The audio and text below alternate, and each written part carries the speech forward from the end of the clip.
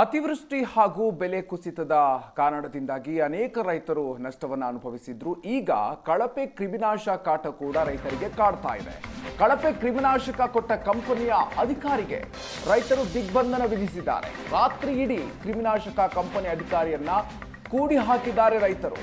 ಕಳಪೆ ಕ್ರಿಮಿನಾಶಕವನ್ನ ಕೊಟ್ಟಿರೋದ್ರಿಂದಾಗಿ ಅಲ್ಲೂ ಕೂಡ ನಷ್ಟಕ್ಕೊಳಗಾಗಿದ್ದಾರೆ ರೈತರು. ಇದರಿಂದಾಗಿ ಆಕ್ರೋಶಗೊಂಡಿರುವಂತಹ ರೈತರು ಕಳಪೆ ಕ್ರಿಮಿನಾಶಕ ಕೊಟ್ಟಂತಹ ಕಂಪನಿಯ ಅಧಿಕಾರಿಗೆ ದಿಗ್ಬಂಧನ ವಿಧಿಸಿದ್ದಾರೆ.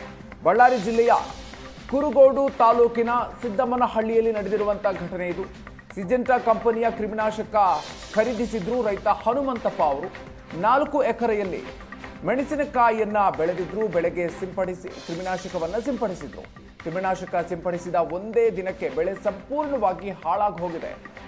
ಹೀಗಾಗಿ ಸ್ಥಳಕ್ಕೆ ಸಿಜೆಂಟಾ ಕಂಪನಿಯವರು ಬರಬೇಕು ಅಂತ ಗ್ರಾಮಸ್ಥರು ಆಗ್ರಹಿಸಿದ್ದಾರೆ. ಪ್ರತಿಭಟನೆ ನಡೆಸಿದ್ರು. ಹೀಗಾಗಿ ಪ್ರತಿಭಟನೆಯ ಬಳಿಕ ಗ್ರಾಮಕ್ಕೆ ಸಿಜೆಂಟಾ ಅಧಿಕಾರಿ ರಾಜ್ಕುಮಾರ್ ಅನ್ನುವಂತಹ ವ್ಯಕ್ತಿ ಬಂದಿದ್ರು.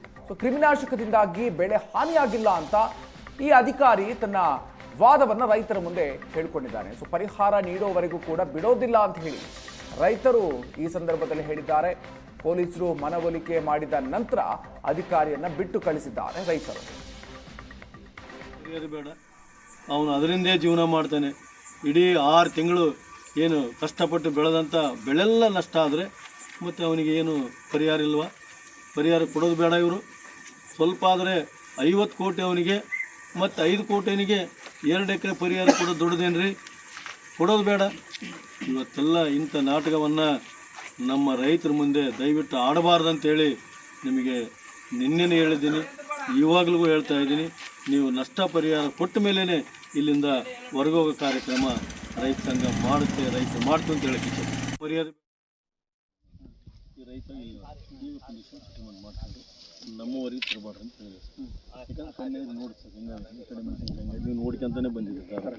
ಹಿಂಗಾಯ್ತು ನಾವು ಏನು ಹೇಳಿದ್ರೆ ನಮ್ಮ ಕಂಪ್ನಿದು ಆಗಿಲ್ಲ ಅಂತ ಹೇಳಿದೆ. ಇವಾಗ ನನ್ನ ಕಂಪ್ನಿದಾಗಿಲ್ಲ, ನಿನ್ನ ಕಂಪ್ನಿದಾಗಿಲ್ಲ.